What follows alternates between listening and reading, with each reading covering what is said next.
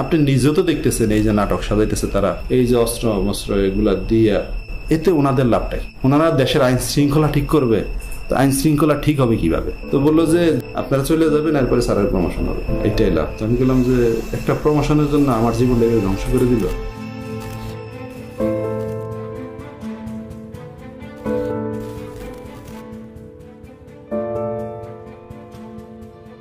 If we didn't have that commission, probably it will be just a storytelling. Nobody will believe, somebody will say yes, somebody will say no.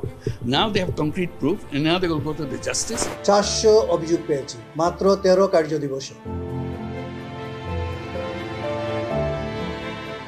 যারা গুমের শিকার victim এবং তাদের পরিবাররা প্রায় 1800-র উপরে আমাদের কাছে তাদের কমপ্লেন সাবমিট করেছে।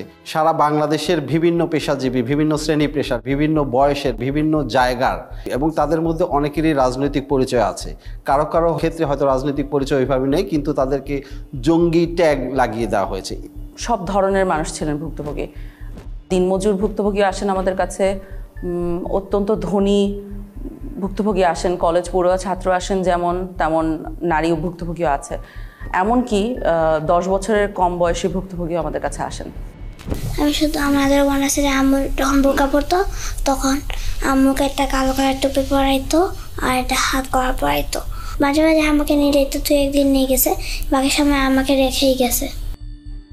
গুমের সাথে আসলে বাংলাদেশের প্রত্যেকটা বাহিনী জড়িত বলা চলে। সেক্ষেত্রে প্রধানত আমরা যাদেরকে নাম নিতে পারি তাদের মধ্যে হচ্ছে rapid action battalion, Bangladesh police তো আছেই, detective branch of police, CTTC, DGFI, NSI, এগুলো প্রধানত তারা এই গুমের সাথে জড়িত ছিল। কমিশন গঠন হওয়ার পরে মানুষের যেমন প্রত্যাশা ছিল, আমরা নিজেরাও প্রত্যাশা করতাম, আমরা আশাবাদী ছিলাম যে সমস্ত ঘটনার পুঙ্খানুপুঙ্খ আমরা বের করব।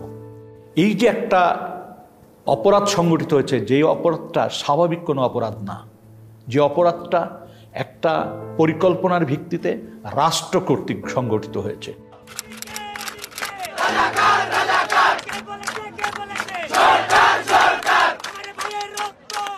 5ই আগস্ট পরবর্তী সময় সরকার তো পরিবর্তন হয়েছেই, কিন্তু এর মানে না যে বাহিনীগুলোতে যারা দোষী তারা পরিবর্তন হয়েছে নেসেসারিলি।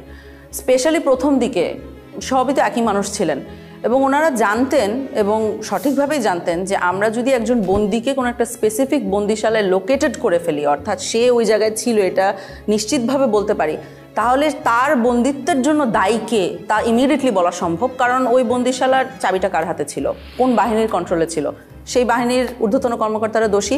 এই ব্যাপারটা যেমন ওনারাও বুঝতে পেরেছেন, আমরাও বুঝতে পেরেছি।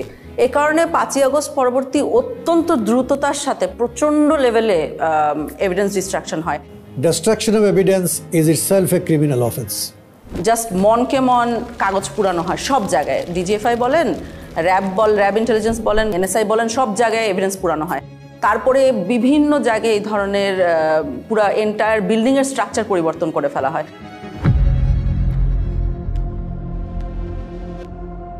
ব্যারিস্টার আরমান জি জবানবন্দিটা দিয়েছিলেন, সেখানে আমরা দেখেছিলাম যে অন্য বন্দীদের সাথে, অর্থাৎ যেমন ব্রিগেডিয়ার আজমি বা মাইকেল চাকমা যারা ছিলেন ডিজিএফআইয়ের হাতে, তাদের জবানবন্দির সাথে খানিকটা পার্থক্য ছিল। তার মধ্যে দুটো খুব নোটিসেবল পার্থক্য আমাদের জন্য ছিল। সেটা হলো যে অন্যদের চোখ 24 ঘন্টা বন্ধ থাকতো না, হাত 24 ঘন্টা বাঁধা থাকতো না, ব্যারিস্টার আরমানের থাকতেন। যেই স্থানে আমাকে আটকে রাখা হয়েছিল সেখানে সকল বন্দীদেরকে 24 ঘন্টা চোখ বেঁধে রাখা হতো, 24 ঘন্টা হাত করে রাখা হতো। কোথায় আছি বলা হতো না, কয় তারিখ বলা হতো না, সময়টা বলতো না। আমি বারবার তাদেরকে বলতাম যে নামাজ পড়ার জন্য সময় জানা দরকার, কীভাবে নামাজ পড়বো, তারা বলতে বলা যাবে না, আদেশ। তখন আমরা বুঝতে পারি যে উনি এবং ব্রিগেডিয়ার আজমি, মাইকেল চাকমা একই লোকেশনে ওনাদেরকে রাখা হয়নি, অন্য কোথাও ছিলেন উনি। তো সেল থেকে বের করে তখন আমি চোখ বাঁধা অবস্থা থাকলেও আমি ক্লিয়ারলি আমি বুঝতে পারি যে আমি বের হয়ে একটু কয়েক কদম সামনে যে একটা ছোট্ট সিঁড়ি ক্রস করে ঘুরতেছি, তারপরে লেফটে আবার যে আয়নাঘরে ওনাকে রাখা হয়েছিল সেখানে ঢোকার সময় উনি সিঁড়ি দিয়ে উঠেছেন এবং ঠিক তার পরে কয়েকটা সিঁড়ি নেমেছেন। এখন এটা শুনেই আসলে সাথে সাথে বুঝে যায় যে উনি কোথায় ছিলেন, কারণ গোটা বাংলাদেশে সিম্পলি একটা জায়গায় আছে, একটা বন্দিশালায় আছে যেটা এই পার্টিকুলার বর্ণনাকে ম্যাচ করবে। তো ওইখানে উনি এক পর্যায়ে বলেন যে ওনার পায়ের নিচে ছিল মসৃণ টাইলস, সাদার মতো, এবং ঠান্ডা ছিল। ছোট্ট সিঁড়ি যখন ক্রস করে যাই তখন একটা 5 থেকে 7 কদমের সিঁড়ি হবে এবং খালি পায়ে আমাকে যতবার বের করা হয়েছে তখন খালি পায়ে পরে যে আমাকে জুতা পরা হয়েছে বের করা হয়েছে, খালি পায়েটা আমি একদম ক্লিয়ারলি বুঝে দিয়েছি ওটা সিঁড়ি টাইলস লাগানো সিঁড়ি ছিল। কিন্তু ওই রুমে অলরেডি আমরা অক্টোবরের মধ্যে অভিযান একটা চালিয়েছিলাম, আমরা ইন্সপেক্ট করে এসেছিলাম, ওখানে কোনো টাইলস ছিল না, ওটা সম্পূর্ণ সিমেন্টের একটা ফ্লোর। সো আমরা কর্মকর্তাদের ডেকে অফিসারদের ডেকে জিজ্ঞেস করা শুরু করি যে টাইলস কই। একটা সিঁড়ির পাশে যখন এই মার্কটা থাকে, what does it indicate do you think? কারণ আমি তো বিল্ডিং এর এক্সপার্ট না। টাইলস, এই সিঁড়ি টাইলড ছিল। আচ্ছা, এই প্রশ্নটা আমার মনে আছে ওনাদের মোটেও পছন্দ হয় না, কারণ ওনারা এত বড় বড় কর্মকর্তা, আমরা জিজ্ঞেস করছি টাইলস কই, কথার তো কোনো মানে নাই। কিন্তু আমরা শিখছিলাম টাইলসের ভিতরে এই মিস্ট্রিটা লোকেটেড, এটা যদি সলভ করতে পারি আমরা মিস্ট্রি সলভ করতে পারবো। ওই সিঁড়ির তো দুইটা সাইড থাকে, একটা লে সাইড একটা লে সাইড, তো ওপর দিকে সিমেন্ট দেওয়া হয়েছিল, কিন্তু এই সাইডটায় ওইখানে মিস করে দিয়েছিল সিমেন্ট দিতে। তো ওখানে যেটা ছিল টাইলসের পিছনে দেখবেন গ্রিড আছে, চারকোনা গ্রিডের ছাপ রয়ে গেছিলো। তা আমরা ওই ছাপগুলো দেখে বুঝতে পেরেছিলাম যে টাইলস অবধারিতভাবে ওখানে ছিল। এতদূর টাইলস ছিল ধরেন এই যে দেখা যায়। ব্যারিস্টার আরমানকে আমরা ছবি আঁকতে বলেছিলাম যে আপনি আঁকেন তো, যে আপনার চোখ বন্ধ ঠিক আছে, কিন্তু সিঁড়ি দিয়ে নেমে আপনি কোন দিকে যান। তো উনি একটা ছবি এঁকে দিয়েছিলেন সুন্দর করে, যে সোজা যে বাইরে গেলে সেলে ঢোকা যায়। এখন আমরাও সোজা যে বাইরে ঢোকা যায় না, কোথাও দেয়ালের সাথে ধাক্কা লাগে। ওইখানকার যখন ছবি ব্যারিস্টার আরমানকে দেওয়া হয় তখন ব্যারিস্টার আরমান বলেন যে এখানে কি কিছু হয়েছে দেয়ালটা মানে কি জানি একটা তারতম্য আছে, এরকম একটা উনি ইন্ডিকেশন করেন।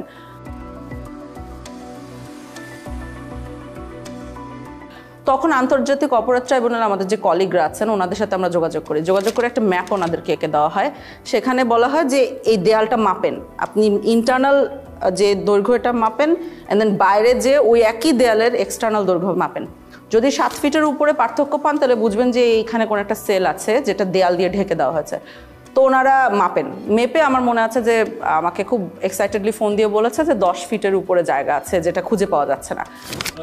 আমি এখানে দুটো দরজা ছিল, এই দরজা দিয়ে আমরা যেটা আমরা চাই না সেটা হলো লিন্টেল, ওই যে মাঝখানে যেগুলো কিছুতে আধা থাকছে।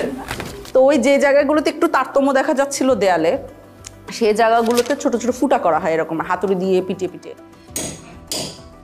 তো ওই ফুটার ভিতরে মাথা গলিয়ে দেখা যায় যে ঠিক ব্যারিস্টার আরমান যে বর্ণনাটা দিয়েছেন যে সেল, টাইলস, বাথরুম সব অক্ষত অবস্থায় আছে, ওরা জাস্ট নতুন দেয়াল বানিয়ে দিয়েছিল ওখানে। হ্যাঁ, আমরা ব্যারিস্টার আরমানের রুম পেয়ে গেছি। এখন টাইলস কতটুকু আছে, টাইলসগুলো কিন্তু যে করে হোক বাঁচাতে হবে, ঠিক আছে? উনি টাইলস চিনেন, যাতে কোনো টাইলস না হয়ে যায়। ওই যে অ্যাকচুয়ালি ওরা এখান থেকে বের করে নেয় জিনিস, ওরা টাইলসগুলো এখান থেকে উঠায় ভিতরের স্টোর। 8 বছর এখানেই যাবে। I couldn't tell with day or night from this moment. They used to blindfold us and handcuff us. In the night they used to handcuff us the back. They wouldn't tell us where I was. They wouldn't tell us even time for prayers. Literally, it felt like I was buried alive. এরকম হতো যে 24 ঘন্টা চোখ বেঁধে হাত দিয়ে বসে রাখতো, উত্তর দিতেন না দিত। হুমাম কাদের আমাকে বলেছিলেন যে ওনার সেলের একটা অংশে উনি খোদাই করে এসেছিলেন ওনার নামের ইনিশিয়ালসগুলা। মেডিকেল সেলের ভিতরে ঢুকলে আপনি যদি ঘুরে যান, দরজা ফেস করেন, বাম পাশের কর্নার মাঝামাঝি জায়গাটার মধ্যে একদম কোনায় একটা ডেট লেখা আছে আর আমার ইনিশিয়ালস লেখা আছে, HQC লেখা আছে এবং ডেট লেখা আছে যেদিন আমাকে গুম করা হয়। তো আমি যখন ওখানে যাই এবং ওখানে খুঁজি ও যে রুমটা আমরা সন্দেহ করে ওনাকে রাখা হয়েছে, তো শিওর হবো কিভাবে যে ওই রুমে ওনাকে রাখা হয়েছে, কারণ ওই রুমটা রং টং করে ফেলা হয়েছিল অগাস্ট 5-এর পরে। তো একটা সাইড দেখে সন্দেহ হয়, তখন ওনাকে যে ওই সাইডটা দেখায় ভিডিও কলে যে এটা কি চেনা লাগছে কিনা, তখন উনি বলেন যে হ্যাঁ ওই ইনিশিয়ালটা খোদাই করে রেখেছে। তো আপনি যখন খোদাই করে রাখেন তার উপরে রং করে দিলেও খোদাইটা রয়ে যায়।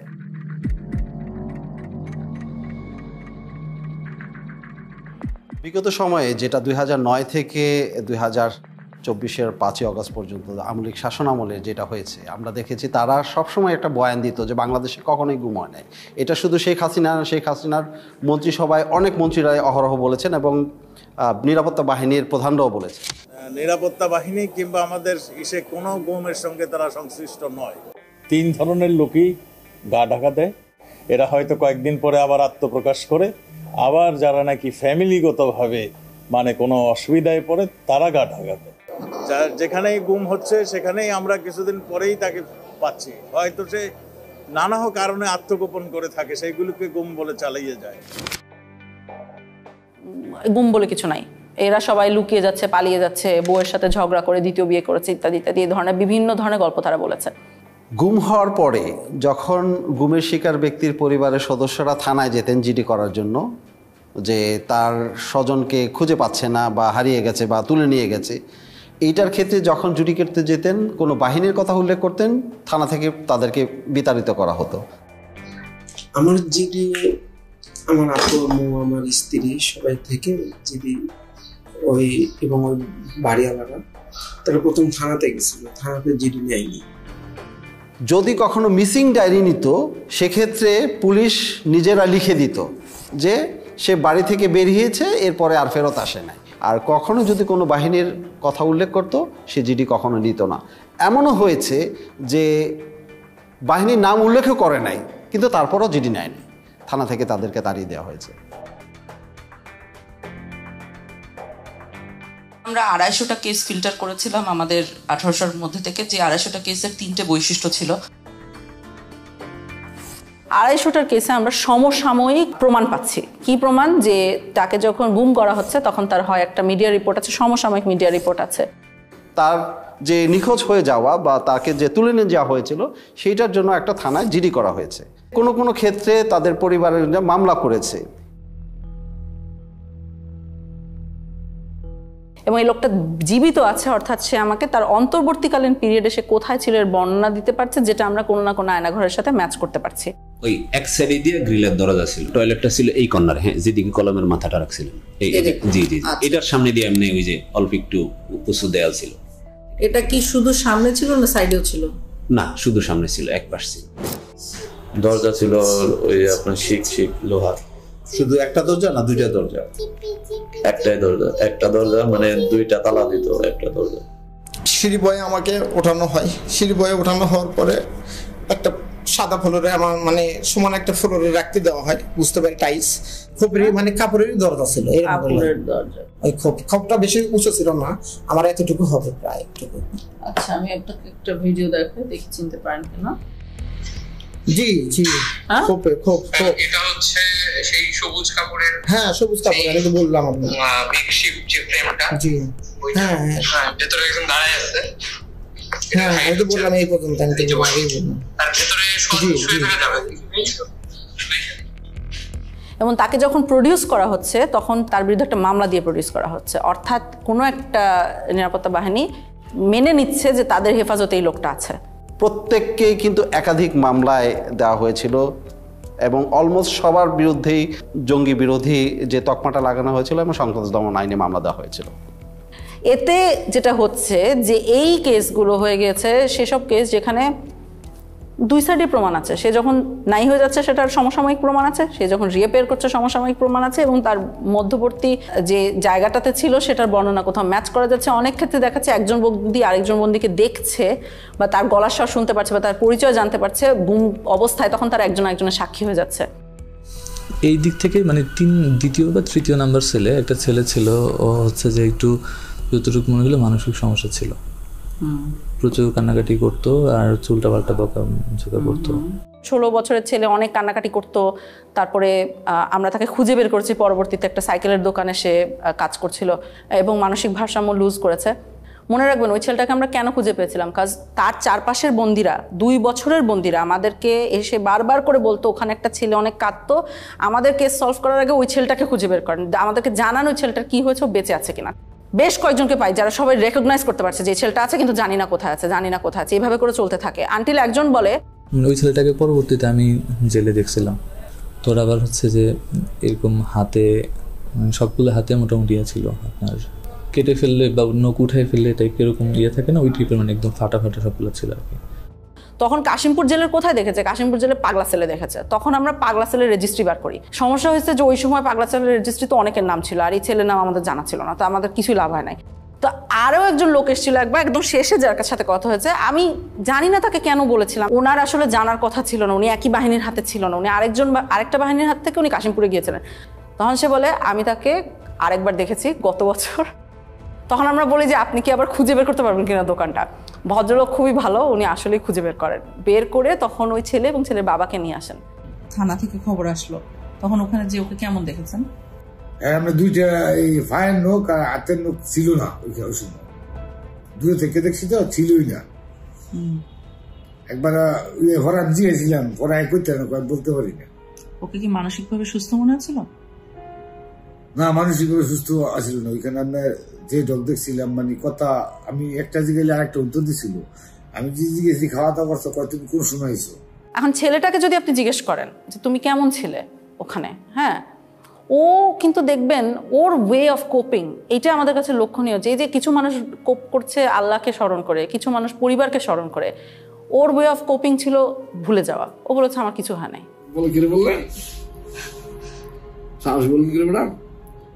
কারণ তুমি 4 বছর অনেক কষ্ট সহ্য করেছো। অনেক কষ্ট, ব্যথা পাইতাম ম্যাডাম। সমস্যা নেই ম্যাডাম, সমস্যা নেই, তোলা অসুবিধা হইতো না, ব্যথা কিছু নেই আর কি। যাক, আমার ছেলে হয়েছি বড় করতে নিয়ে গিয়া, এটাই বড় কথা। সবাই কয় হয়েছ যা আছে তা হয়েছ, এখন ছেলে বিড়ে হয়ে যাওয়া শেষ। মানুষ অনেক কথা গেছিল আর কি, সবাই বলছে যে নাই, এখন আমি উকিলেরও যাই না, কেমন সেরকম কোনোভাবেই হতে পারে না যে তারা নিজেদের মধ্যে কোঅর্ডিনেট করে কাজটা করতে পেরেছে। অর্থাৎ তারা যেটা বলছে সেটা এভাবেই ঘটেছিল, কারণ সমসাময়িক প্রমাণ আছে। এই কারণে এই 250 কেস যথেষ্ট শক্তিশালী একটা এভিডেন্স আওয়ামী লীগের এই মিথ্যা বয়ান ভাঙার জন্য। গুমের যারা ভিকটিম, অর্থাৎ তাদেরকে যখন প্রথম তুলে নেওয়া হয় সেই পর্যায় থেকেই আসলে তাদেরকে নির্যাতন শুরু করে। একাধিক কাপড় দিয়ে তার চোখ মুখ ঢাকা হতো, চোখ বাঁধা থাকতো 3টা কাপড় দিয়ে। প্রথমে একটা কাপড় দিয়ে চোখ বাঁধতো, আরেকটা জমটুপি, যেটা জমটুপি পরানোর পরে আবার আরেকটা কাপড় দিয়ে বাঁধতো, আর হ্যান্ডকাপ পিছনে লাগানো থাকতো। মাইক্রোবাস বা যে পরিবহনে উঠানো হতো তার 2 পাশে যখন থাকতো তারা কিন্তু চেপে থাকতেন, তার হাত করা পরিয়ে ফেলতেন, এবং কোনো কোনো ক্ষেত্রে তাদেরকে নীল ডাউন করে রাখা হতো সিটের ওখানে, যাতে বাইরের মানুষ কোনোভাবে টের না পায়। গান বাজনা বাজানো হতো যাতে কেউ ধারণা না করতে পারে যে এই গাড়িতে কাউকে তুলে নেওয়া হচ্ছে। তারপর তাকে যখন নির্দিষ্ট স্থানে নিয়ে গোপন সেলে যখন তাকে বন্দি করবে, তাকে নামানো হতো যখন, কোনো কোনো ক্ষেত্রে তাকে 2 পাশ থেকে উঁচা করে রাখতো, যাতে কোনোভাবে অনুধাবন না করতে পারে যে সে কয়টা স্টেপ দিয়ে উপরে উঠছে। প্রত্যেকটা গোপনশালায় আসলে অত্যন্ত ভয়ানক, এবং আপনি যদি দেখেন যে গোপন বন্দিশালার সাইজগুলো, দৈর্ঘ্য প্রস্থ, এখানে মানুষকে রাখাটাই হচ্ছে টর্চারের শামিল। এইখানে যারা আসে এখানে আসে, এখান থেকে লোক নিয়ে যায়। কোথাও যদি ট্রান্সপোর্ট করে যে ঢাকা থেকে লোক নিয়ে অন্য কোথাও পাঠাবে, এখান থেকে 4 জন 2 জন এখান থেকে নিয়ে, আমি এরকম একবার 3 জন লোক নিয়ে এসে ট্রান্সপোর্ট করছি কর্মচারী। একবার গেট দিয়ে ডুবে, সাথে হাতে বাম পাশে, না হাতে ডান পাশে রাখে। আমি যদি একদিক ডুবে, হাতে ডান পাশে। সাইজ কি সেলগুলোর? টয়লেট টাইপ স্যার, বুঝিয়ে বলুন। টয়লেট স্যার, মানে একটা টয়লেটের দৈর্ঘ্য প্রস্থ 3 ফিট বাই 8 ফিট স্যার, এরকম লম্বা। লোহার গেট লাগানো স্যার, সাইকেল লাগানো। Look at how tiny this room is, and it's still divided into 7 different cells. Look, I'll just come into this one to show you how small it is. I'm about 5 feet 4 inches tall, and I can stand up straight in this particular one, but I cannot extend my arms all the way out.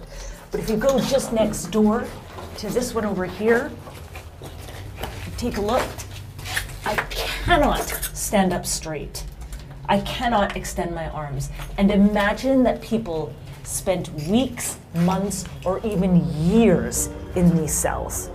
পাশে কোনো স্থানে তাকে নেওয়া হতো যেখানে জিজ্ঞাসাবাদ করার জন্য নানান ধরনের যন্ত্রপাতি ব্যবহার করা হতো। দেখা গেছে 8-10টা সেল আছে, তার সাথে একটা জিজ্ঞাসাবাদের ব্যবস্থা বা একটা রুম আছে। সেই রুমে যখন তাকে নেওয়া হতো, 2-1টি বাক্য বিনিময় করার পরই তাকে মারধর শুরু করে দিত।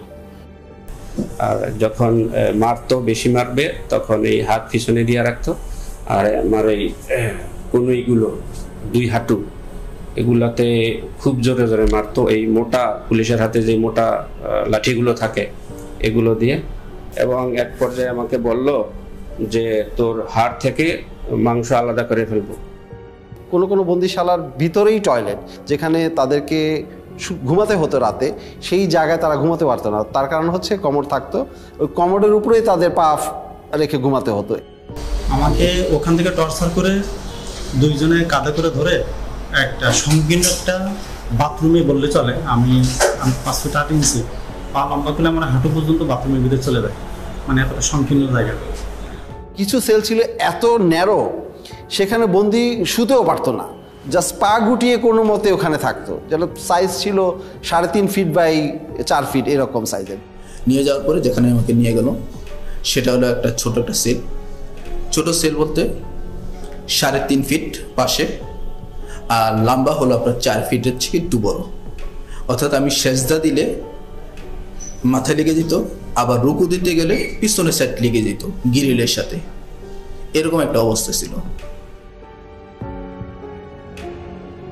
যারা বন্দি ছিল ওই বন্দিশালায় থাকাটাই হচ্ছে দুঃসহ মানসিক যন্ত্রণার একটা বিষয়। আমাকে ওই রকম একটা ফ্লোরের সাথে এরকম করে হাত দিয়ে এরকম করে আস্তে আস্তে বাড়ি দিতে হতো। বাড়ি দিয়ে একটু শব্দ হলে তারা লাঠির ইশারায় বাথরুমে নিয়ে যেত। বাথরুমের জন্য তারা মারতে দেরি হতো, অনেকে 8 মিনিট সময় দিত আমাকে। 8 মিনিটের বেশি হতো আমাকে বিলম্ব দিত, মারতো, আবার লাঠির ইশারা দিত, অনেক বকাবকি হতো। এক ধরনের যন্ত্র ব্যবহার করতে হতো, যে হাতের শিকল দিয়ে ওই যন্ত্রের সাথে আংটা পরিয়ে দিয়ে মেশিন চালু করলে তাকে আস্তে আস্তে ছাদের দিকে ঝুলিয়ে ফেলা হতো। এই ঝুলন্ত অবস্থায় ঘন্টার পর ঘন্টা রাখার ঘটনা আমরা শুনেছি, এমনকি মানে 24 ঘন্টার কথাও আমরা অনেক ক্ষেত্রে পেয়েছি। আমাকে ওই ফ্যান লটকায় এরকম একটি এর মধ্যে গামছা দিয়ে এরকম প্রায় 15 দিনের মতো ঝুলিয়ে রাখছে। শুধু আমি টয়লেট এবং নামাজ এই দুইটা আর খাবার সময় আমাকে ছাড়া রাখতো, আর এইরকমভাবে সবসময় ঝুলিয়ে রাখছে। কোনো কোনো বন্দিকে হ্যান্ডকাপ পরিয়ে জানালার গ্রিলের সাথে বেঁধে রাখা হতো সার্বক্ষণিক, এবং সে শুতেও পারতো না, ওইভাবে কোনো মতো বসে থাকতো। এই যে এর জানালার মধ্যে একটা হাতে এই পাশে ঝুলাই রাখছে আর একটা হাতে এই পাশে।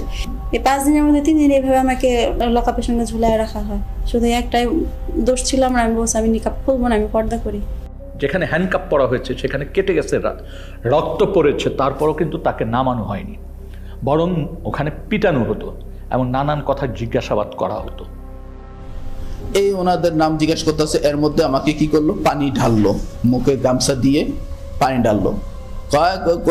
কোথায় আছে বল, কোথায় আছে বল, কোথায়, মানে আমাকে মানে একটা সেকেন্ডের সময় দিতে আসে। আমি বলতেছি মুখের মধ্যে ভিজা কাপড় দিয়া প্রায় 2-3 মিনিটের মতো পানি ঢালতো, আর ওই সময় দেখা যায় আমি প্রায় সময় অজ্ঞান হয়ে যেতাম, আর মুখ দিয়া খুব লোট টোট ইত্যাদি এগুলো বের হইতো।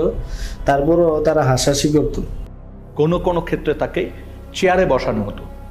চেয়ার আবার 2 ধরনের ছিল। এক ধরনের চেয়ার ছিল যেটা কাঠের ফ্রেম, মানে কাঠের চেয়ার, সেখানে ইলেকট্রিক শক দেওয়ার ব্যবস্থা থাকতো।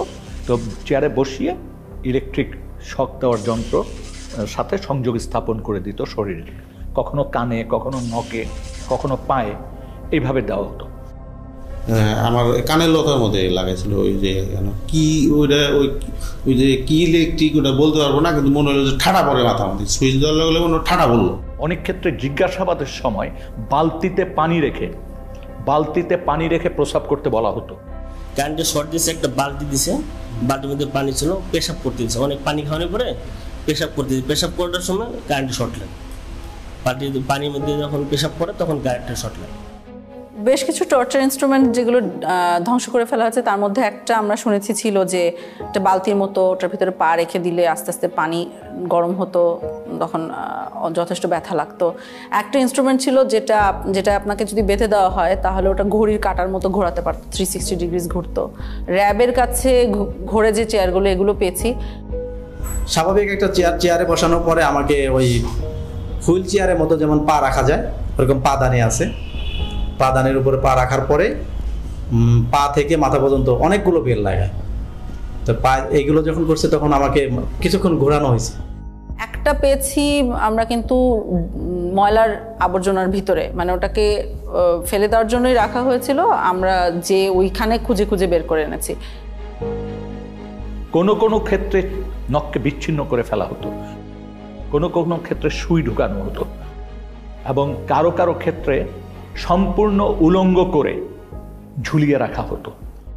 মাথা নিচের দিক, পা উপর দিক দিয়ে ঝুলে, আর আমার শরীরে কোনো পোশাক রাখে নাই তখন, একেবারে উইদাউট ড্রেস। তারপরে এলোপাতাড়ি আমাকে দুইজনে একসঙ্গে পিড়াতে থাকে। দুই হাতে বাঁধতো, বাঁধার পরে এমনি বসায়া এই যে এই জায়গাটা লাঠি ঢুকাইতো, লাঠি বড় একটা লাঠি ঢুকাইতো, লাঠি ঢুকায় লাঠিটা আমরা দইরা এই যে দুইটা চেয়ার নিত, এই দুইটা চেয়ারের উপরে আমরা ঝুলাইতো, আমাদেরকে পিড়াইতো। তারা গান গাইতো, এক এক সময় মমতাজের গান গাইতো যে বুকটা ফাইটা যায়, এই কথার গান, আবার তুই তো পাগল হে, এই গান কইতো আর পিড়াইতো। এবং আমি একটি ক্ষেত্রে জানতে পেরেছি যে তাকে উলঙ্গ করে একজন নারীর সামনে উপস্থাপন করা হয়েছে। খুবই দুর্ভাগ্যজনক যে একটা মানুষকে কতটুক অপদস্থ, অপমান করতে, ঘৃণাকর পরিস্থিতিতে ফেলতে এই ধরনের ব্যবস্থা আমাদের রাষ্ট্রীয় বাহিনীগুলি, সংস্থাগুলি করেছে। আমাকে উলঙ্গ করে আমার লজ্জা স্থানে ইট বাইদা প্রায় 1 থেকে 1.5 ঘন্টা আমাকে এরকম একটা অবস্থায় রাখছে। তো যতই কষ্ট হয় মানে তারা খুব হাসাহাসি করে। যেমন একটা বন্দির ক্ষেত্রে আমরা জানতে পেরেছি যে ওই বন্দিটার গায়ের ওড়না টেনে নিয়ে গেছে কোনো একজন সিকিউরিটি ফোর্সের সদস্য, এবং তাকে বলা হচ্ছে তুই তো একসময় খুব পর্দা করতিস, হ্যাঁ ইসলামিস্ট, তোকে দেখ এখন কেমন লাগে, এইভাবে তুচ্ছ-তাচ্ছিল্য করা হয়েছে। বন্দির মাসিকের সময় যা প্যাড দেওয়ার কথা, ওইটা প্যাড দিয়ে ওটা নিয়ে খুব হাসাহাসি করতো। ওইটা খুবই তার জন্য একটা লজ্জাজনক বিষয় হয়েছিল যে সবার সম্মুখে অনেক হাসাহাসি করছে। এই বিষয়টা খুবই পীড়াদায়ক। মানে আমার পিরিয়ডের ডেট ছিল অনেক লেটে, এই পরিমাণ টর্চার করার আমি এত পরিমাণ মানে অসুস্থ হয়ে যায়, সাথে সাথে আমার পিরিয়ড হয়ে যায়। তারপর ওনাদেরকে বলি যে আমার তো প্যাড লাগবে, পরে এটা নিয়ে অনেক হাসাহাসি করে ওরা। মাসের পর মাস, 2 দিন 4 দিন গ্যাপ দিয়ে কাউকে কাউকে প্রতিনিয়ত এই ধরনের জিজ্ঞাসাবাদের মধ্য দিয়ে যেতে হয়েছে, মাসের পর মাস, বছরের পর বছর। ওরা কি করলো, আমাকে শোয়াইলো, এই শোয়াইয়েই দুইজন আমার বুকে উপরে পাড়া দিয়া ধরলো, আর পিছনে হাতটা এইভাবে বাঁধলো, পা দুইটা এইভাবে বাঁধলো, বাঁধে পায়ের নিচে বাঁশ দিল একটা, আর উপরে একটা বাঁশ দিল, আর হাত যেটা বাঁধছে হাতের নিচে এই দিকে একটা বাঁশ দিয়েছে। আমি তো ফ্লোরের মধ্যে শোয়া, এই পাশের উপরে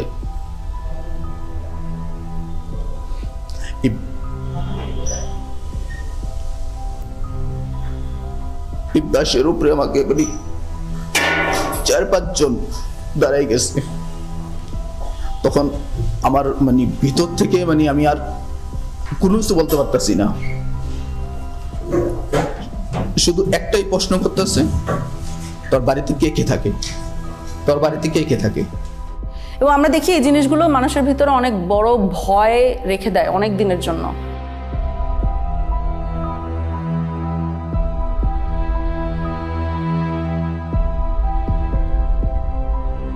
আমাদের অনেক ভুক্তভোগী হায়েস গাড়িকে ভয় পায়, কারণ তাকে হঠাৎ করে রাস্তার মধ্যে থেকে টেনে হায়েস গাড়িতে উঠানো হয়েছে। আমাদের অনেক ভুক্তভোগী এসি রুমকে ভয় পায়, কারণ এসি রুমে, টর্চার রুমগুলোতে এসি থাকতো, কারণ আই সাপোজ অফিসাররা যখন এগুলো করতেন ওনারা ঘামতে চাইতেন না। গানটা সাউন্ড আসতোই, মানে ঠিক থাকতে পারতাম না, আর শুধু চিৎকার সাউন্ড আসতো। গান বাজিয়ে মারধর করা হতো, যখন সাউন্ড আসতো মানে কোনো প্রকার, আমি তো মানে টেনশন। আমি গানটা আমি কয়েকবার দেখার চেষ্টা করছি, ঠিক মতো আমি দেখতে পারিনি। চিকিয়া কালিয়ারে ওই গানটা আপনি দেখতে পারেন নাই? জি, গানটা আমি কয়েকবার দেখার চেষ্টা করছি, ওইভাবে আমি দেখতে পারিনি।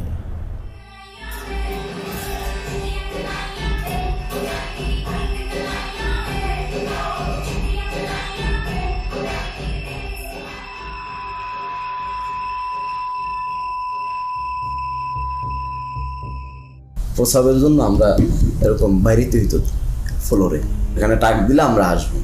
প্রসাবে ধরছে মিউজিক ছেড়ে দিছি, ওই আওয়াজও তাদের কাছে পৌঁছায় না, মিউজিকের সাথে তো ওটা হারায় যায়, ওই সাউন্ড তো আর পাবে না। এরকম কিছু প্রসাব পায়খানা করে দিয়েছে আমার সামনে, আবার এটা আমরাই পরিষ্কার করতেছি, তারা দিয়ে যে করে তারা দিয়ে পরিষ্কার করে। সে আল্লাহর কাছে বলতে যে আল্লাহ আমার মেরে ফেললেই ভালো, এই কষ্ট দেওয়ার দরকার কি। এই মানুষগুলো কিন্তু যারা বেরিয়ে এসছেন জীবন নিয়ে, তারা কিন্তু এটা ভুলতে পারেন নাই। তারা এখনো গভীর রাতে ঘুম ভেঙে যায়, তাদের চিৎকার করেন এই ট্রমার থেকে কিন্তু এখনো বেরিয়ে আসেনি। বাথরুমে একটা নতুন লাক্স সাবান ছিল। হ্যাঁ, এখন ওই লাক্স সাবানের স্মেল আসলে আমার মাথায় কাজ করে না। আমি লাক্স সাবানের ওই স্মেলটা যদি কেউ আমার সঙ্গে গোল করবে, আমার আমি ভিতরে অস্থিরতা চলে আসে, আতঙ্কগ্রস্ত হয়ে যায়।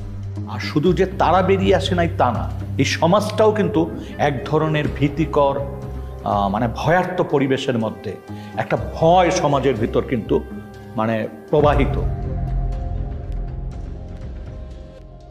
আওয়ামী লীগের শাসন আমলে আমরা যেটা দেখেছি মূলত হচ্ছে বিরোধী রাজনৈতিক দলকে দমন করার জন্য এই গুমকে একটা হাতিয়ার হিসেবে ব্যবহার করা হয়েছে, এবং সেক্ষেত্রে তাদের প্রধান টার্গেট ছিল বিএনপি, জামাতে ইসলামী এবং ইসলামী ছাত্র শিবিরের নেতাকর্মীরা।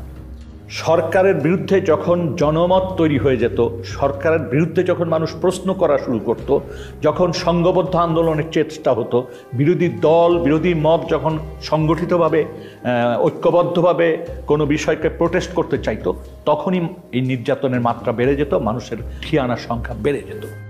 এবং আমরা যেটা দেখেছি যে প্রত্যেকটা জাতীয় নির্বাচনের আগে গুমের সংখ্যা অস্বাভাবিকভাবে বেড়ে যেত। এটা আমরা দেখেছি 2014 নির্বাচনের আগে, অর্থাৎ 2013 পিরিয়ডে, এবং 2018 সময় 2017-18, এবং 2024 নির্বাচনের ঠিক আগে 2023 শেষের দিকে এবং 24 শুরুর দিকে। In her second term as Prime Minister, security forces were locking up opposition figures without trial. Among them, a popular official with the Bangladesh Nationalist Party, Sajidul Islam Sumon. In December 2013, eyewitnesses say he and 5 friends were taken by authorities and never seen again. কেন নিল? কি দোষ আমার ছেলের? আমার ছেলে নাই, আমি কি করবো পয়সা থেকে? এটা আমরা সন্ত্রাস বিরোধী ট্রাইব্যুনালেও দেখতাম যে অস্বাভাবিকভাবে মামলার সংখ্যাটা বেড়ে যাচ্ছে, এবং সেখানে মূল আসামি হিসেবে যাদেরকে দেখা হতো তারা হচ্ছে তৎকালীন বিরোধী রাজনৈতিক দলের নেতাকর্মী। মিডিয়াকে আইনশৃঙ্খলা রক্ষাকারী বাহিনী, র্যাব, ডিজিএফআই, বিভিন্ন গোয়েন্দা সংস্থা তাদের মতো করে ব্যবহার করেছে। তারা যেই ধরনের গল্প বানিয়ে দিবে সেই গল্পটাই যাতে প্রচার করা হয়, এবং মিডিয়া সেটা প্রচার করত নির্দ্বিধায়। কোনো জায়গায় কিন্তু তারা প্রশ্ন করত না, একদম হুবহু একই বয়ান, বাহিনী যে বয়ানটা দিত সেই গল্পই তারা ছেপে দিত। যখন একজন গুম হচ্ছে, দের আর ওয়ান অফ টু থিংস যেটা হতে পারে, একটা হলো তাকে মেরে ফেলা হবে বা তাকে বাঁচিয়ে রাখা হবে। বাঁচিয়ে রাখার পরবর্তী কী হবে? বাঁচিয়ে রাখার পরবর্তীতে বেশিরভাগ কেস হলো যে তাদেরকে মামলা দিয়ে ছেড়ে দেওয়া হচ্ছে। বাংলাদেশে মামলাগুলো যথেষ্ট ভয়ঙ্কর, এটা কিন্তু আমরা বলছি যে ক্রিমিনাল জাস্টিস সিস্টেম গুমের সাথে কন্টিনিউয়াস একটা সিস্টেম ছিল।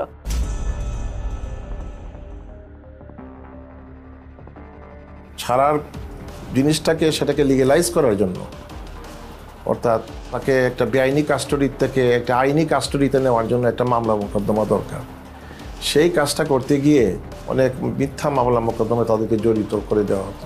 প্রত্যেকের ক্ষেত্রে একাধিক মামলা দেওয়া হয়েছে, তার মধ্যে একটা মামলা প্রত্যেকের ক্ষেত্রে কমন, সেটা হচ্ছে সন্ত্রাস বিরোধী আইনে মামলা দেওয়া এবং জঙ্গি তকমা দিয়ে দেওয়া, এবং প্রত্যেকটা ভিক্টিমের ক্ষেত্রে তাদেরকে দেখা হচ্ছে তাদের কোনো রাজনৈতিক পরিচয় আছে কিনা। তো বলছে তারেক রহমানের অ্যাকাউন্ট ডিটেল বলেন, কোন কোন জায়গায় তার টাকা থাকে।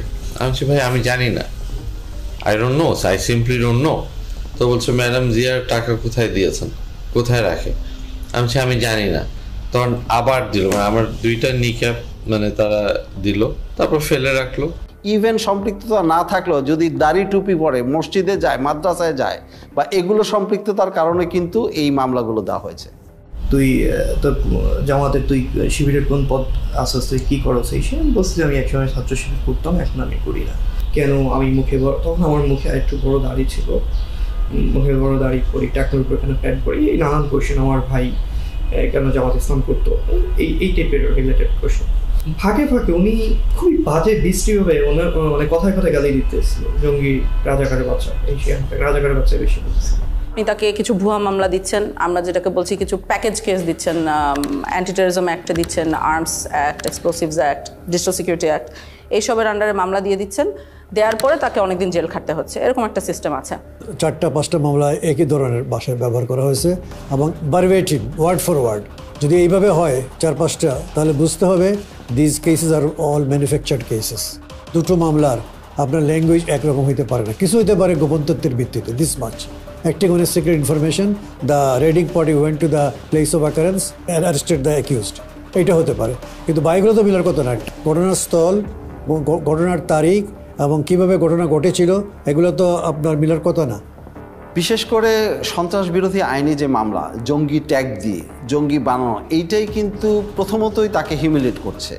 সমাজ থেকে কিন্তু তাকে প্রথমে বিচ্ছিন্ন করা দেওয়া হলো, পরিবার থেকে প্রথমে বিচ্ছিন্ন করে দেওয়া হলো, এবং তার প্রতিবেশী সবাই কিন্তু তাকে ভিন্ন চোখে দেখে। এই ছেলেটা জঙ্গি, আমরা তো জানতাম না, এটা জঙ্গি পরিবারের সন্তান। তাদের মধ্যে একটা ফোবিয়া ছড়াই গেছিল যে এই আপার সাথে হয়তো যোগাযোগ করলে আমরাও অ্যারেস্ট হতে পারি, আর এই মেয়েটার সাথে যোগাযোগ হলে আমরাও অ্যারেস্ট হতে পারি। এটার জন্য আমরাও নিজেদেরকে গুটাই নিয়েছিলাম যে কি দরকার যদি কারো ক্ষতি হয়। বাংলাদেশে জঙ্গি নাই এই কথাটা বলা যাবে না, জঙ্গি ছিল, জঙ্গি এখনও আছে। কিন্তু প্রশ্নটা হচ্ছে যেইভাবে এটাকে ফুলিয়ে ফাঁপিয়ে দেখা হচ্ছে, যেটা প্রোটেক্ট করা হচ্ছে, এইটার খুবই একটা ক্ষুদ্র অংশ হয়তো বাংলাদেশে জঙ্গি আছে।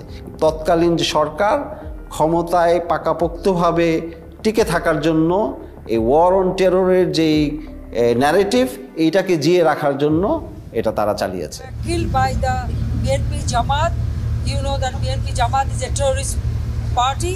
They always go for terrorism and nepotism and corruption.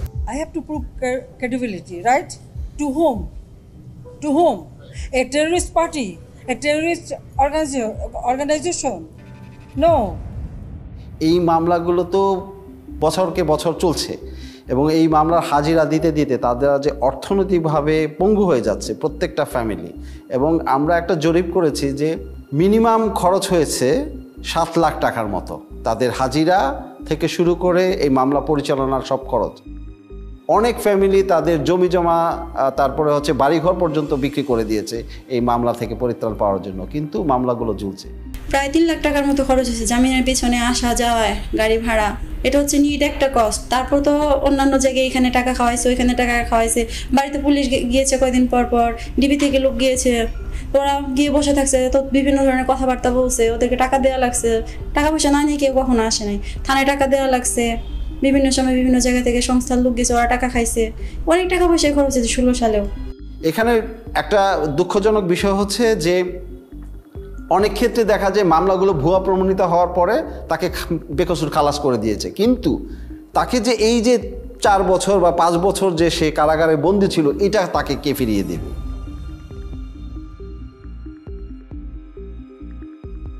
এখন ভুয়া মামলা দিয়ে এগুলোর পক্ষে তো তাদেরকে এখন প্রমাণাদি জোগাড় করতে হবে, প্রমাণাদি পাবে কোথেকে?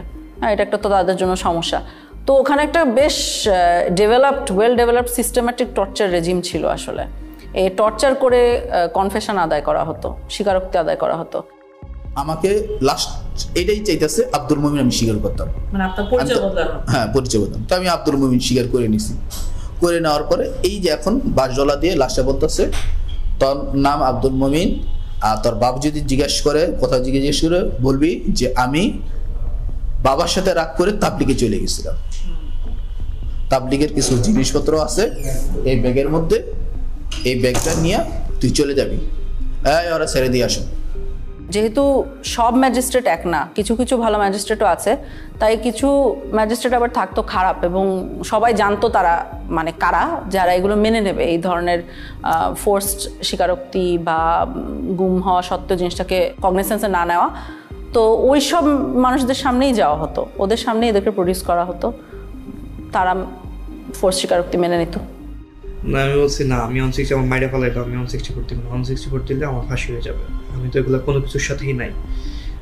আপনারা যা বলতেছেন আমি এগুলো কিছুই জানি না, সব সাজায় আপনারা দিচ্ছেন। তখন আমারও ওই আয়ু বলতেছে, ওই প্রথম দিন আমাকে যখন, এটা আপনাকে কি বলবো, মানে প্রথম দিন আমাকে যখন ওয়াটার বোর্ডিং দিয়েছে, তখন আমার মানে আমি প্রসব করে দিয়েছিলাম আর কি। তো ওই জিনিসটা ও আবার আমাকে রিমাইন্ড করে দিচ্ছে যে তোরে যে মনে নাই তোরে যে তুই যে প্রস্তাব করে দিয়েছিস রিসিলি মেয়েদের লগে আজকে কিন্তু আবার সেইভাবে মারতে যা টানায় পিড়ামো কিন্তু তুই যা বলি সেইভাবে কর। করে নিয়ে আসছে, করে নিয়ে আইসা বলতেছে এমন একজন জাজের কাছে নিয়ে আসছে, আইসা বলতেছে ও 164 দিতে চায় না, অনেক চেষ্টা করছি দিতে চায় না। পরে বলে যে আবার সেই করে যে জাজ বলতেছে ও এখনো দাঁড়ায় আছে কিভাবে, এটারে কেমন 164 দেয় না, এটা তো দাঁড়ায় আছে সুস্থ আছে, 164 দেওয়ার জন্য কিছু মশলাপাতি খরচ করতে হবে না। গুম or enforced disappearance is a violation of human rights. So the judges as a whole should be sensitized about the human rights, about the various human rights instruments and the violation of those human rights. Magistrate সাহেব উনি ডাক দিয়ে বললেন যে আপনাদের আসামি তো করতেছে না, কি বলে বালকরূপ স্বীকারোক্তি দিচ্ছে না।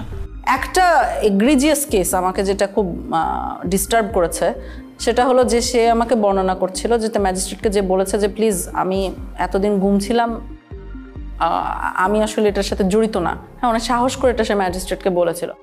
ম্যাজিস্ট্রেট তখন যে পুলিশ সাথে নিয়ে গিয়েছিল পুলিশকে ডেকে বলেছে এই যে দেখেন কি বলছে, তখন তাকে বাইরে নিয়ে যাওয়া হয়। সিএম কোর্টের বারান্দায় এটা সময় 8 তলা বা 9 তলায় কিছুক্ষণ আমাকে মারধর করলো। আমার এখানে আমাদের দাগ আছে মনে হয়, এটা ওরা আমাকে মাথাটা ধরে স্যার ওই গ্রিলের মধ্যে এটাতে বাড়ি মারতে ধরছে, তখন আমার হাতে হ্যান্ডকাপ ছিল, তো আমি মাথাটা বাঁচানোর জন্য আমি এটা যখন আনছি তখন আমার এখানে পড়ছে, তাই আমি নিচে ফেলে পাড়াইলো, কিছুক্ষণ মারলো, অনেক চিৎকার চেঁচামেচি করতেছিলাম কারণ আমি হচ্ছে কেউ তো আসলো। যখন চিৎকার চেঁচামেচি করতেছি তখন ম্যাজিস্ট্রেট আবার আয়কে ডাকে পাঠাইছে যে এত আওয়াজ করতেছেন কেন। আর মানে কি বলবো, এটা অবিশ্বাস্য বিষয়। আমি প্রশাসনকে কাছ থেকে দেখছি আর আমি অবাক হয়েছি যে আসলে পুরোটাই এটা system. Most of the judges were at the beck and call of the high command of the then ruling party. That's why they did not dare to take any effective steps against the enforced disappearances of the victims or abduction of the victims, The judiciary must be proactive instead of reactive. The judiciary must come forward protecting and promoting the human rights of the people through adjudication of disputes in a very bold and assertive manner. Boldness is an integral part of the personality of a judge. A weak person is not suited or suitable for the position of a judge. Judges must know how to deliver justice impartially, effectively, and in a neutral manner. কিছু মানুষকে বাঁচিয়ে রাখবে কিন্তু release করতে পারবে না বাংলাদেশে, নানাবিধ কারণ থাকতে পারে সেটার জন্য। তখন তাদেরকে আমরা দেখছি ইন্ডিয়াতে পার করে দেওয়া হয়। ইন্ডিয়াতে পার করার পদ্ধতিটা আমরা বুঝতে পেরেছি বন্দীদের সাথে কথা বলে, সিকিউরিটি ফোর্সের ভিতরে যে হুইসেল ব্লোয়াররা আছে তাদের সাথে কথা বলে, এবং অনেক সময় আমরা নথিপত্র মিলিয়ে দিন তারিখ চেক করেও ওগুলোকে কনফার্ম করেছি যে এভাবেই ঘটেছে। তোমার আম্মায় অনেক কান্নাকাটি করতেছে, এর জন্য অনেক সরাসরি হয়েছে, এর জন্য তোমাকে দেশে রাখা যাবে না, এর জন্য তোমাকে দেশের বাহিরে পাঠাবো আমরা।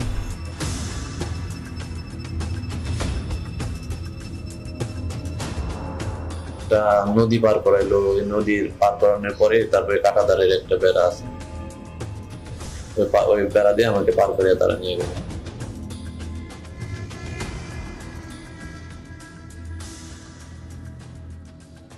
ওইখানে নিয়ে 2টা লোক আইছিল হুমড়াই করে, বললো তোর পার করে দেব, তারপরে তুই ওই জায়গায় কতদিন থাকবি, আবার আমরা তো আবার ব্যাগ নিয়ে আসবো।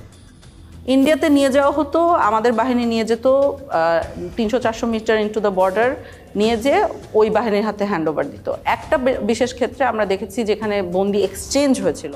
ওরা আবার ওই দেশ থেকে কারা যেন আসছে স্যার, আপনার ওদের ইন্ডিয়ানরা আসছে, ওরা 2জনকে দিল, আমরা 2জনকে দিলাম। মানে ওরা 2জন বন্দিকে দিল, আপনাদের বন্দি 2জনকে ওদেরকে দিয়ে দিল।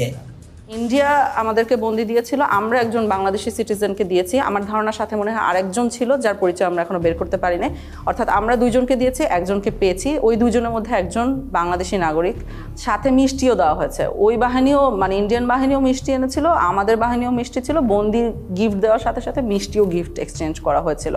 এটা আমাকে নিরাপত্তা বাহিনীর যারা ওখানে জড়িত ছিল তারাও বলেছেন, বন্দি নিজেও চোখে দেখেছে এই ঘটনাটা ঘটতে।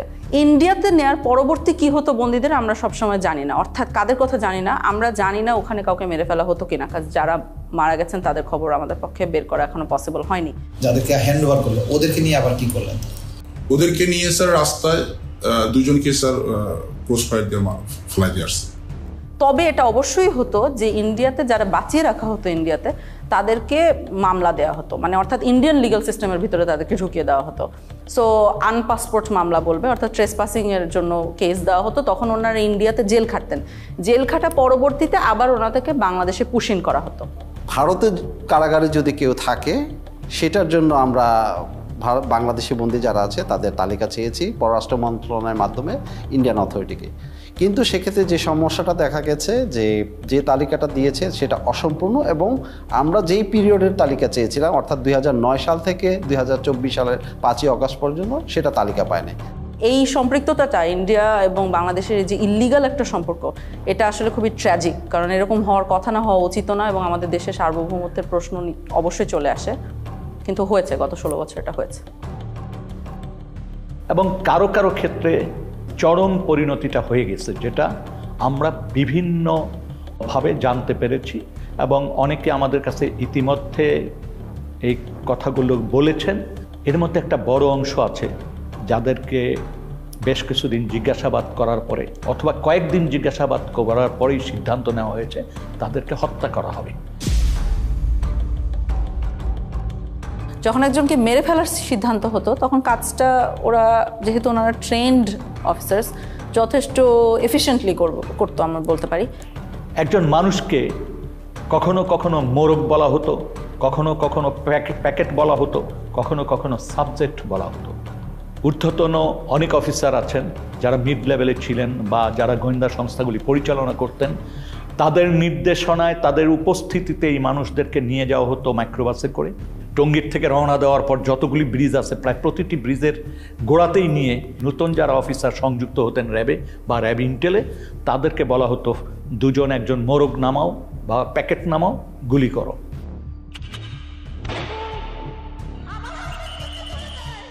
যখন ক্রসফায়ার বেশি সমস্যা হয়ে গেল আন্তর্জাতিকভাবে এবং জাতীয়ভাবে, যে এরা এটা নিতে পারতেছিল না আর এটা ক্রিটিসিজম, তখন ওরা বললো যে আরে আমরা বডি প্রডিউস করি কেন, নাই করে দিলি তো হয়, তাহলে তো কেউ বুঝবে না কি হয়েছে। তখন এটাই মুভ করলো ওরা, এটা একটা ডিসিশন ছিল।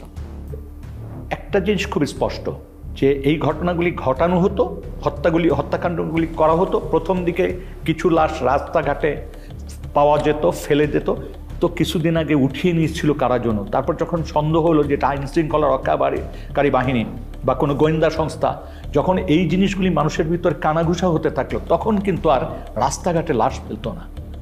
একটা বেশ কমন মেথড ছিল যেটা গোটা দেশে ব্যবহার করা হতো, সেটা হলো নৌকায় নিয়ে যে গুলি করে মেরে ফেলা।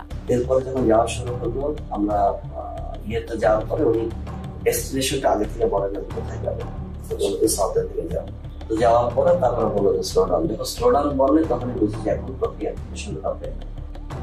যখন কলের ভিতর দিকে তাকে তুলে নিয়ে আসে, সিমেন্টের বস্তা কিন্তু বাইরে থাকে স্যার, কলের মুখটা খুলে একজন করে তুলতেছে স্যার, সিমেন্টের বস্তা দিয়ে সে বেঁধে ফেলতেছে, পাথে হচ্ছে হাঁটু বরাবর গেছে, হাঁটু বরাবর গেছে, বেঁধে মায়ের কাছে সিমেন্টের বস্তাটা তাকে একদম কর্নারে রাখছে। সেকেন্ড ম্যান স্যার পিলোটা দিয়েছে, পিলোটা দিয়ে দেখছে সব। তাদের পছন্দের জায়গাটা হলো মাথা স্যার, মানে মাথার এখানে বা এই পাশে বালিশ থেকে তারপরে একদম 6 রাউন্ড ফায়ার করে।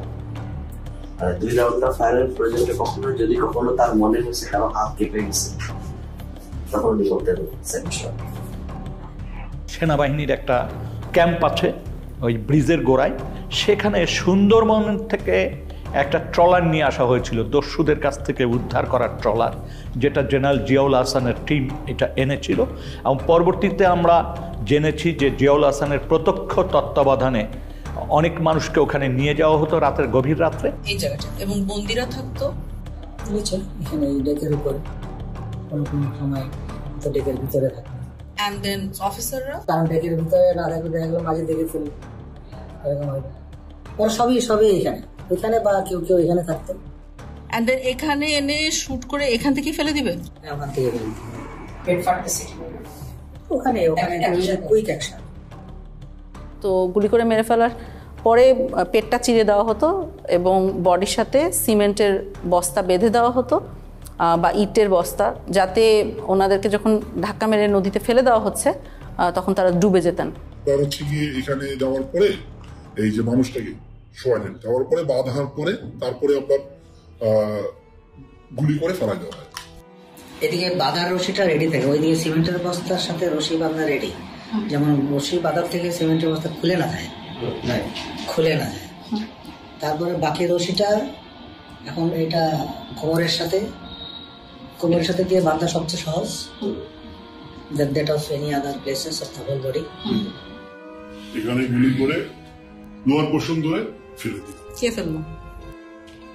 জিয়া তো গুলি করলো, এখন জিয়াই ফেললো না সাথে আরো যে লোক ছিল তার কে ফেললো এটা আমার খেয়াল নাই, এখান থেকে করে ফেলে দিল।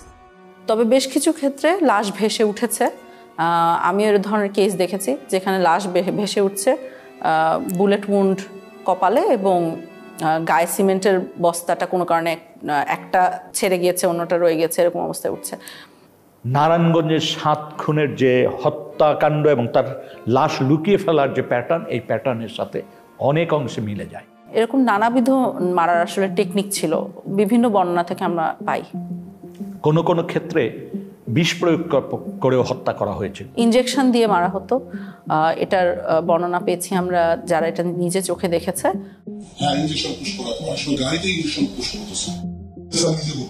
একজন মানুষকে মেরে ফেলে তার লাশটা রেল লাইনে ফেলে দেওয়া হতো, মানুষ রেল লাইনে কাটা পড়েছে এই হিসাবে জিনিসটাকে প্রতীয়মান হয়। কিছু কিছু ক্ষেত্রে দেখা গিয়েছে যে অনেক সময় লাশের হাতে হ্যান্ডকাফ অবস্থায় রেল লাইনে কাটা লাশ পাওয়া গেছে, তো বোঝাই তো যাচ্ছে কি হয়েছে, নাহলে হ্যান্ডকাফ আসলো কোথা থেকে। একজন ভিকটিম তো বেঁচেই আছেন যাকে গাড়ির সামনে ট্রাকের সামনে ফেলে মারার চেষ্টা হয়েছিল এবং এরকম অনেকাংশে তো সাকসিডও করতো, এভাবে করে মেরে ফেলতো।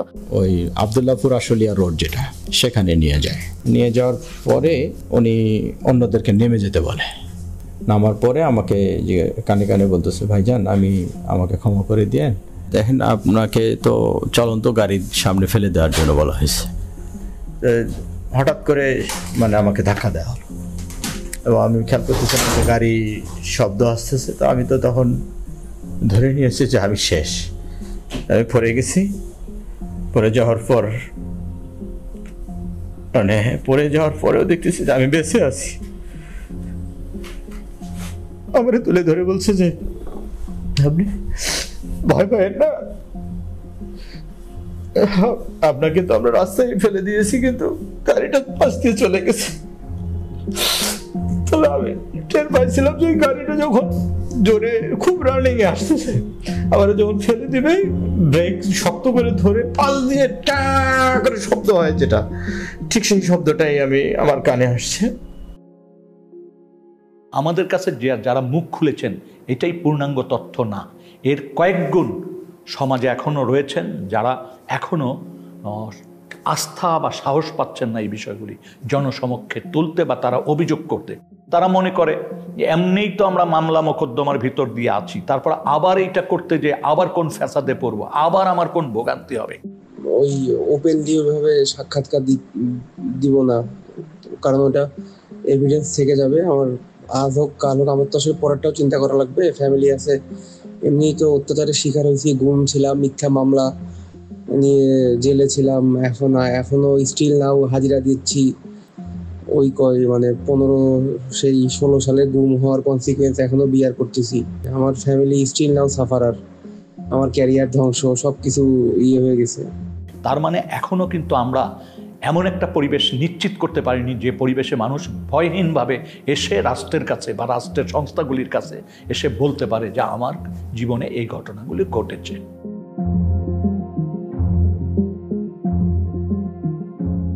অন্ততপক্ষে গুম কমিশন যাদের ক্ষেত্রে মনে করেছে যে হয়রানিগুলোর থেকে তাদের পরিত্রাণ পাওয়া উচিত, গুম কমিশন থেকে আমরা পরীক্ষা নিরীক্ষা করছি এবং এই ধরনের একটা তালিকাও প্রস্তুত করা হচ্ছে এবং ফলস কেসগুলো যাতে দ্রুত নিষ্পত্তি করে, গুম হওয়া ব্যক্তি ছাড়া পাওয়ার পরও হয়রানির শিকার না হয় এবং এই আদালতের আইনি ব্যবস্থাকে যাতে কেউ আর অ্যাবিউজ করতে না পারে।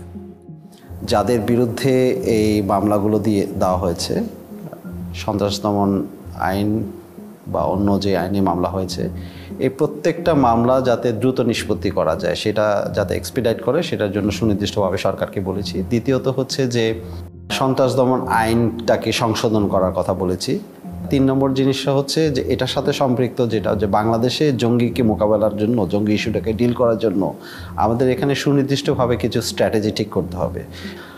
এর পাশাপাশি যেটা হচ্ছে যে রিহ্যাবিলিটেশনের যে বিষয়টা আছে সন্ত্রাসদের মোকাবেলার ক্ষেত্রে, এই বিষয়টা মনে হয় কার্যকর হতে পারে, সেটাকে আমরা ফোকাস করেছি।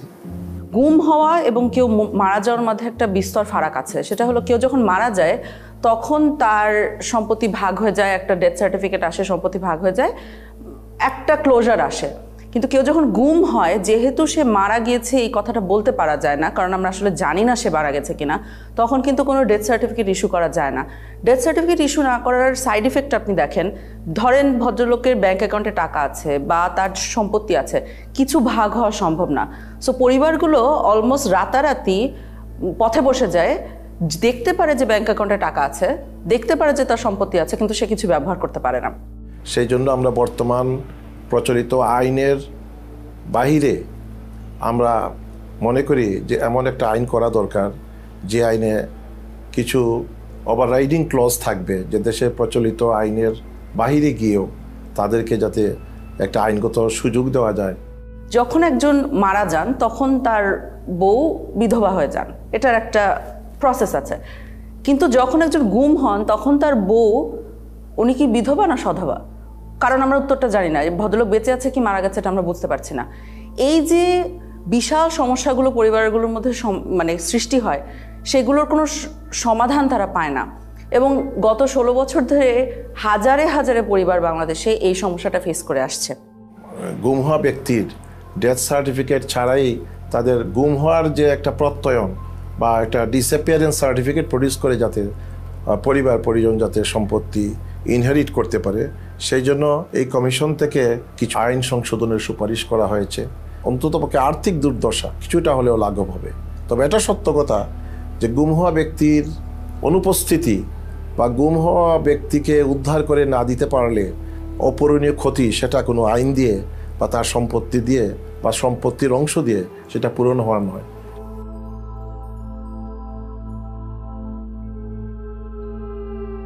আমরা যদি আমাকে জিজ্ঞেস করেন, আমি মনে করি আমরা আশানুরূপ জায়গায় পৌঁছাতে পেরেছি। কিন্তু তারপরও বলবো, এত সংখ্যা এবং এত গভীরে এই অপরাধ সংগঠিত হয়েছে, এটার জন্য সময় একটা বড় ফ্যাক্টর। সেই বাহিনীর সদস্যরা যারা এই অপরাধের সাথে যুক্ত ছিল, তারা কিন্তু তাদের একটা বড় অংশ কিন্তু এখনও এই কাঠামোগুলিতে অবস্থান করছেন। তারপরে যাদেরকে চিহ্নিত করা গিয়েছিল প্রাথমিকভাবে, তারা কিন্তু পালিয়ে গেছেন। গুম ও বিচার বহির্ভূত হত্যাকাণ্ডের সঙ্গে সংশ্লিষ্টতার কারণে আইন শৃঙ্খলা বাহিনীর 42 কর্মকর্তার পাসপোর্ট বাতিল করা হয়। জানুয়ারি মাসে এদের বেশ কয়েকজনের বিরুদ্ধে গ্রেফতারি পরোয়ানাও জারি করে আন্তর্জাতিক অপরাধ ট্রাইব্যুনাল। যখন অ্যারেস্ট ওয়ারেন্ট বের হয় তখন কিন্তু তারা অনেকেই দেশে ছিলেন, কিন্তু পাসপোর্ট না থাকা সত্ত্বেও ওয়ারেন্ট বের হওয়ার পরপরই অনেক ঊর্ধ্বতন কর্মকর্তারা দেশ ছেড়ে পালিয়ে যায়। পালিয়ে যাওয়ার পরবর্তীতে এগুলোর এন্ড রেজাল্ট কি হবে?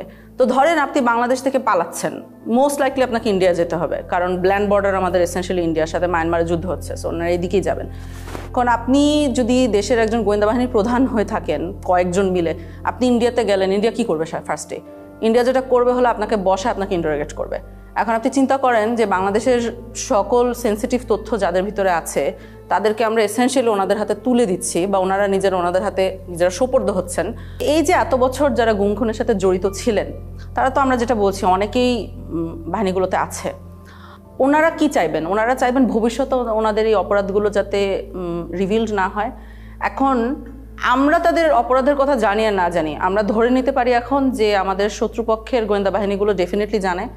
তাহলে ভবিষ্যতে তাকে ব্ল্যাকমেল করতে কি লাগবে? শুধু বলতে হবে, এই তুমি যদি না করো এই কাজটা, তাহলে কিন্তু আমি তোমার পূর্ববর্তী গুম খুনের কথা আমি কিন্তু তোমার বউকে বলে দিব, খুব বেশি যেতে হবে, বা সোশ্যাল মিডিয়ায় ফাঁস করে দিব। তখন কি হবে? আপনি নিরাপত্তা বাহিনীগুলোর ভিতরে স্তরে স্তরে মানুষ রাখছেন যারা ব্ল্যাকমেলের ক্ষেত্রে ভালনারেবল। আপনি যদি জিনিসগুলোকে সামনে নিয়ে আসেন, যে জিনিসটা আপনি লুকিয়ে রাখছেন না, সেটা দিয়ে কিন্তু আপনাকে ব্ল্যাকমেল করা যায় না। তো আপনি জিনিসগুলো সামনে নিয়ে আসেন, আপনি গুম কমিশনের সাথে কথা বলে ফেলেন, তাহলে এই সমস্যাগুলো কিন্তু চলে যায়। এই অপশনটা না নেওয়াটা আমার কাছে বোকামি মনে হচ্ছে এবং দেশ বিরোধী একটা কাজ মনে হচ্ছে। এই প্রসেসের পিকে প্রাইম মিনিস্টার্স অফিস, অনেক সময় ওনার পক্ষ থেকে ডিফেন্স অ্যাডভাইজার ছিল, তো উনিও মাঝে মাঝে ইন্টারফেয়ার করতেন, কথা বলতেন, আদেশ নির্দেশও দিতেন। So out of the way I went to PM and requested her যে সালাউদ্দিন কাদের চৌধুরীর ফাঁসি হয়ে গেছে, তার ছেলেটাকে এটা করা হয়েছে, এটা খুব এটা দেখা উচিত, আমাদের ফ্যামিলিটা খুব broken and his relatives have request. আমি নিজে প্রিয়ামকে বলেছি, আমার সাথে মানে আমি 2বার ওনাকে বলেছি, এটা আমার নিশ্চিত মনে আছে। And her response was? ছেড়ে দিব না, মানে আমি দেখি কি করা যায়। অ্যাডভাইজারকে তুমি বলছো, আমি বলছি। এবং ওনার কি ক্ষমতা ছিল তখন ওটাকে সমাধান করার? অর্থাৎ ধরেন উনি চাইলে কেউ বের করে দিতে পারতো? পিএম চাইলে হবে না, মানে এটা উনি যা চাইবে তাই হবে। সম্ভাব্য যারা অভিযুক্ত তাদের কারোর সাথে কথা বলার পর যে জিনিসটা পরিষ্কার একটা অবয়ব দাঁড়িয়েছে, সেটা হচ্ছে এই ধরনের ঘটনার সিদ্ধান্ত নেয়ার ক্ষেত্রে যিনি নীতি নির্ধারকদের সর্বোচ্চ জায়গায় অবস্থান করছেন, তৎকালীন প্রধানমন্ত্রী শেখ হাসিনা, তৎকালীন সামরিক উপদেষ্টা তারেক সিদ্দিকী এবং বাহিনীগুলির প্রধান এবং ইন্টেলিজেন্স যে এজেন্সি উইং আছে তার প্রধানদের সমন্বিত নির্দেশনার বাইরে বা কমান্ড স্ট্রাকচারের সর্বোচ্চ পর্যায়ের নির্দেশনার বাইরে এই ধরনের ঘটনা দিনের পর দিন, মাসের পর মাস, বছরের পর বছর ঘটার কোনো সুযোগ নাই। সুতরাং তৎকালীন প্রধানমন্ত্রী শেখ হাসিনার এই দায় এড়ানোর সুযোগ নাই।